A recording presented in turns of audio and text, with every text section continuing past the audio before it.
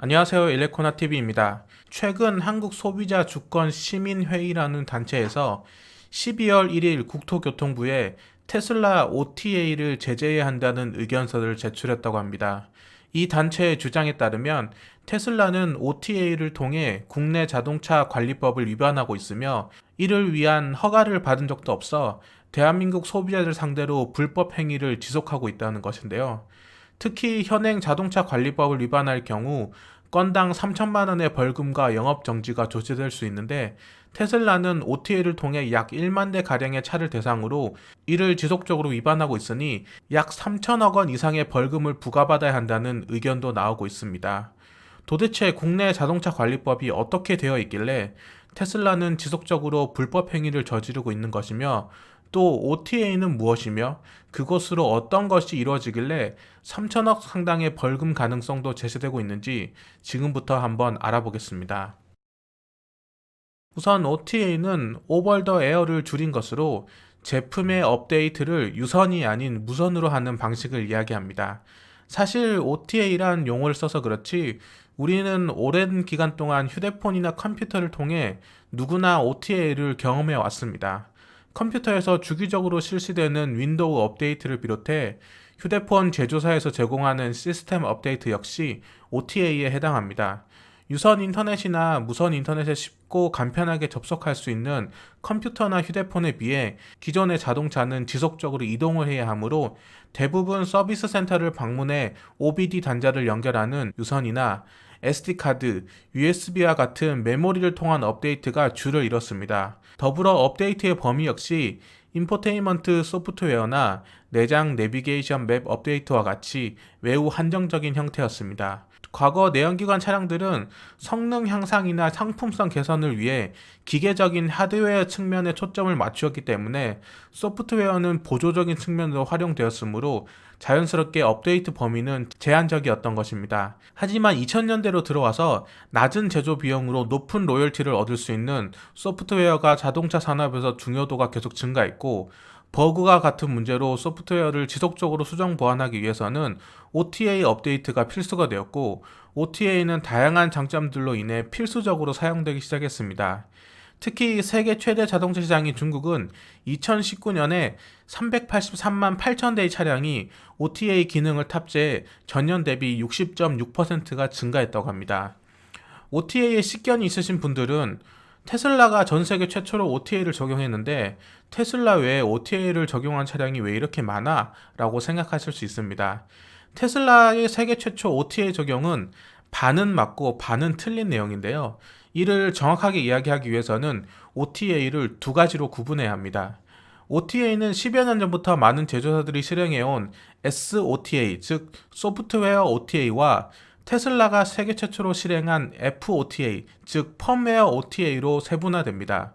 펌웨어는 소프트웨어를 하드웨어화한 것으로 엄밀히 따지면 하드웨어와 소프트웨어의 중간적 성격을 띠긴 하지만 하드웨어 내부에 위치한 것이므로 기능적으로 차이가 있다고 볼 수 있습니다. 휴대폰으로 비유해서 쉽게 설명드리면 어플리케이션 업데이트를 하는 것은 소프트웨어 OTA에 해당하는 것이고 몇 달에 한 번씩 휴대폰 제조사에서 실행하는 전원이 꺼졌다 켜지는 업데이트는 펌웨어 OTA에 해당하는 것입니다.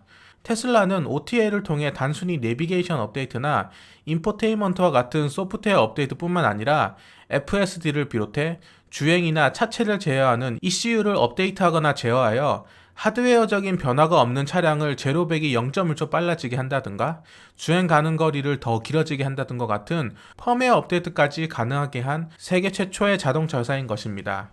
이 펌웨어 OTA가 가능한 자동차는 현재까지 전기차 회사인 테슬라와 중국의 니오를 대표적으로 꼽을 수 있는데요. 펌웨어 OTA를 하기 위해서는 자동차 이더넷, 지능형 게이트웨이, 뛰어난 컴퓨터 성능, 대용량 메모리와 같은 것들이 동반되어야 하기 때문에 이런 조건들을 갖춘 전기차 회사들이 앞서 나갈 수밖에 없습니다. 특히 테슬라에 비해 우리나라에 없는 차량인 니오의 경우 약 2년 동안 OTA를 통해 131개의 새로운 기능을 활성화시켰으며 280개의 기능을 최적화시켜 총 411개의 차량 내부 제품을 개선했고, 이를 위해 총 35만 회의 OTA 푸시를 했다고 합니다.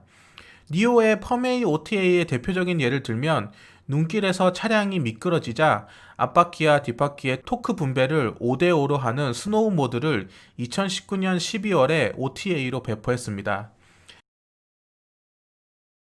이처럼 자동차의 주행이나 차체 제어와 같은 광범위한 테슬라의 펌웨어 OTA는 대한민국 자동차 관리법상 자동차 정비에 해당하며, 이를 실행하기 위해서는 산업통상자원부의 규제 샌드박스 제도에 따라 자동차 전자제어장치 무선 업데이트 서비스를 임시 허가 받아야 하는데, 테슬라는 이를 받은 적이 없다고 합니다.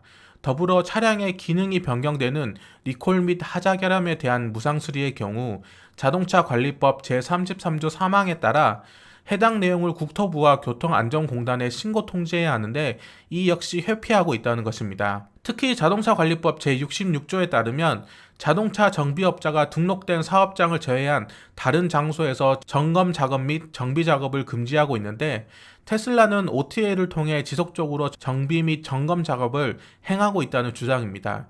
이 주장이 맞다면 테슬라는 자동차 관리법을 위반한 것이고, 위반 시 건당 3천만 원의 벌금이 내려지는데, 전국에 약 1만 대 차량을 대상으로 불법 OTA를 실행했으니 3천억 원 이상의 벌금도 가능하다는 의견입니다. 각국의 자동차 관련 법률은 지난 100년간 쭉 이어온 내연기관 차량들을 바탕으로 만들어져 있다 보니, 테슬라의 과감하고 새로운 행보는 대한민국뿐만 아니라 다양한 나라에서도 뜨거운 이슈를 불러일으키고 있습니다. 최근 테슬라 자율주행 모드인 FSD의 베타 버전을 배포했을 때도 미국 교통부는 검증되지 않은 차량의 소프트웨어를 일반 고객과 공공도로를 대상으로 실험하고 있다고 강하게 비판하기도 했는데요.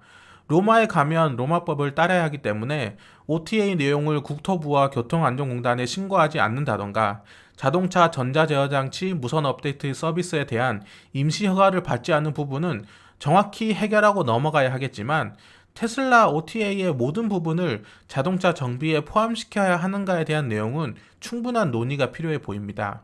그 이유는 세계적으로 자동차 시장에서 펌웨어 OTA는 거부할 수 없는 하나의 흐름이 되어가고 있기 때문이죠. 테슬라와 니오를 제외하고도 많은 전기차 제조사들은 펌웨어 업데이트를 실행하고 있으며, 기존 내연기관을 주로 제조했던 제조사들도 공격적으로 OTA의 범위를 소프트웨어에서 펌웨어로 넓혀 나가고 있습니다.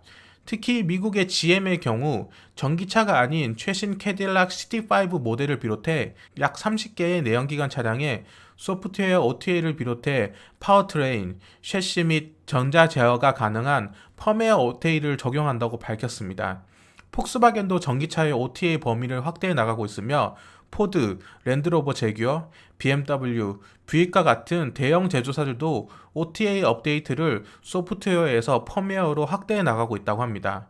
국내 자동차 제조사인 현대자동차 그룹 역시 곧 출시 예정인 제네시스 G80 전기차의 출력, 주행거리 등의 성능 향상, 첨단 운전자 보조 시스템 기능 변화, 커넥티비티 기능 변화를 가능하게 하는 펌웨어 OTA를 탑재시킬 계획을 밝히기도 했습니다. 이처럼 많은 제조사들이 OTA의 범위를 넓히는 것은 자동차를 제조하는 업체의 입장과 소비자의 입장을 모두 만족시킬 수 있는 기능이기 때문입니다. 제조사 입장에서는 서비스의 간소화, 비용 절감 및 보다 정확한 유지 보수를 예측할 수 있게 됩니다. 차량 데이터를 수집 분석 및 원격 진단하여 결함 있는 부품을 고장 전에 미리 발견 교체하거나 소프트웨어 패치를 통해 이를 해결할 수 있습니다. 특히 OTA는 차량 내부 알림을 기반으로 하고 있기 때문에 소비자에게 메시지 전달률이 높아 리콜의 범위에 해당할 수 있는 필수 업데이트의 경우 높은 완료율을 가질 수 있습니다. 실제 서비스 센터를 방문해서 실행하는 업데이트의 경우 평균 70%의 완료율을 보이지만, OTA를 통한 업데이트를 실행할 시 평균 95% 이상 완료될 것이라고 예측하고 있습니다. 소비자 입장에서도 다양한 이득이 있는데요. 제 경우를 들어서 이야기한다면, 최근 코나 일렉트릭 리콜로 인해 BMS 업데이트라는 작업을 위해 서비스 센터로 출발하고 접수하고 대기하고 업데이트를 받고 돌아오기까지 대략 5시간이 걸렸습니다. 하지만 이 작업이 OTA로 가능하다면 많은 시간을 절약할 수 있겠죠. 더불어 차량의 심리적 감가율이 적다는 것입니다. 테슬라를 타시는 많은 분들이 OTA가 뜰 때마다 설레이고 업데이트를 받고 나면 뭔가 새로운 차량을 타는 것 같은 리프레시한 기분이 든다고 표현하고 있습니다. 기존 하드웨어를 건드리지 않고도 펌웨어 OTA만으로 기능적으로 완전히 달라진 차를 탈 수 있기 때문에 흔히 표현하는 구형을 타더라도 최신 차량과 동일한 소프트웨어를 적용받을 수 있기 때문입니다. 이로 인해 소비자는 물론이고 제조사 역시 상품성 개선 모델 및 풀체인지 모델 주기를 조절할 수 있는 이득을 얻을 수 있습니다. 특히 펌웨어 업그레이드의 경우 소비자에게 지속적으로 새로운 경험을 하게 해줘 차량의 만족도를 증가시키고 충성도가 높아진다고 합니다. 하지만 OTA가 무조건 좋은 것은 아닙니다. 세상에 완벽한 것은 없기에 OTA 역시 단점은 분명히 존재합니다. 우선 윈도우 업데이트나 스마트폰 펌웨어 업데이트를 통해 내가 기존에 쓰고 있던 기능이 없어지거나 혹은 세팅해 놓은 값이 기본으로 돌아가서 난감했거나 짜증났던 경험을 했던 분들이 있으실 겁니다. OTA의 경우 기능적인 롤백을 사용자가 선택할 수 없는 경우가 많기 때문에 변화를 싫어하고 익숙함에 더 안정감을 느끼시는 분들에게는 세상 귀찮고 불편한 방식이 될 수 있습니다. 특히 지금 전기차의 경우 변화와 혁신을 즐기는 얼리 어답터들이 많이 타고 있지만 점차 시간이 흐르고 지금의 내연기관을 타고 있는 사람들이 자의반 타의반으로 전기차로 교체하게 됐을 때는 다양한 사람들의 취향을 맞춰야 하기 때문에 끊임없는 변화와 기능 개선을 싫어할 수 있는 사람도 분명히 많을 것입니다. 더불어 회사 입장에서는 추가적인 서비스를 제공하고 수익을 창출할 수 있는 기회가 사라지게 됩니다. 다른 곳이 고장나서 센터에 왔는데 차량을 전체적으로 점검해보니 물리적인 장치인 브레이크 패드를 교체해야 한다던가 오래된 타이어를 교체함으로써 얻을 수 있는 부가적인 수입이 제한될 수밖에 없습니다.